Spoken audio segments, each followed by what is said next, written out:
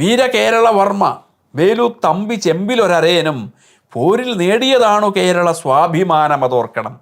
കേരളത്തിൻ്റെ സ്വാഭിമാനം എന്ന് പറയുന്നത് അതാരുടെയൊക്കെയാണ്? അതിവിടുത്തെ കമ്മ്യൂണിസ്റ്റുകാർ പറയുന്ന ആൾക്കാരൊന്നുമല്ല കേരളത്തിൻ്റെ സ്വാഭിമാനം ഉണ്ടാക്കിയത്. അതിലൊന്ന് വീരകേരളവർമ്മയാണ്. വീരകേരളവർമ്മ പഴശ്ശിരാജ. ഈ വീരന്മാരെ എല്ലാം പുച്ഛമാണ് കമ്മ്യൂണിസ്റ്റ് പാർട്ടിക്ക്. എം ശങ്കരൻ നമ്പൂതിരിപ്പാട് എഴുതി കേരളവർമ്മ പഴശ്ശിരാജയെ കെട്ടിലമ്മ ഒറ്റിക്കൊടുത്തു. അദ്ദേഹത്തിൻ്റെ ഇല്ലത്തെ സമ്പ്രദായമായിരുന്നു അന്ന് പഴശ്ശിരാജാവിൻ്റെ കാലത്ത് ഉണ്ടായിരുന്നതെന്ന് മറ്റാണ് ഇദ്ദേഹം ധരിച്ചിരിക്കുന്നത്. വീരകേരളവർമ്മ രാജയെ പഴശ്ശിരാജാവിനെ സ്വന്തം പത്നി ഒറ്റിക്കൊടുത്തു എന്ന് കഥ പടച്ചുണ്ടാക്കിയ എം ശങ്കരൻ നമ്പൂതിരിപ്പാട് അദ്ദേഹത്തിൻ്റെ മാനന്തവാടിയിൽ ഉള്ള ആ ശവകുടീരം നമുക്കറിയാം. അദ്ദേഹത്തിൻ്റെ ആ വീരബലിദാനത്തിൻ്റെ ആ ഭൂമി പട്ടി പെറ്റുകിടന്ന സ്ഥലമാണ്, കാട് കയറി. ഇപ്പോൾ അവിടെ നമുക്ക് സ്മാരകം ഉണ്ടെന്ന് കാണാം. ആരാ ഇതൊക്കെ ഉണ്ടാക്കിയത്? ആ സ്ഥലത്തെ വെട്ടിത്തെളിച്ച് എല്ലാ വർഷവും പഴശ്ശിരാജാവിൻ്റെ ബലിദാന സ്മൃതികൾ നടത്തിയത് ഭാരതീയ ജനസംഘമാണ്. ഇന്നത്തെ BJPയുടെ അതിരൂപം ഭാരതീയ ജനസംഘമാണ്. മാരാർജിയാണ്, രാഷ്ട്രീയ സ്വയംസേവക സംഘമാണ്. ഇന്ന് പിന്നീട് ഇവരൊക്കെ അവിടെ പഴശ്ശിരാജയ്ക്ക് സ്മാരകം ഉണ്ടാക്കാൻ അവർ നിർബന്ധിതരായതാണ്. ഇപ്പോൾ പഴശ്ശിരാജാവിനെയൊക്കെ അഗണ്യ പരകോടിയിൽ തള്ളിയവരാണ്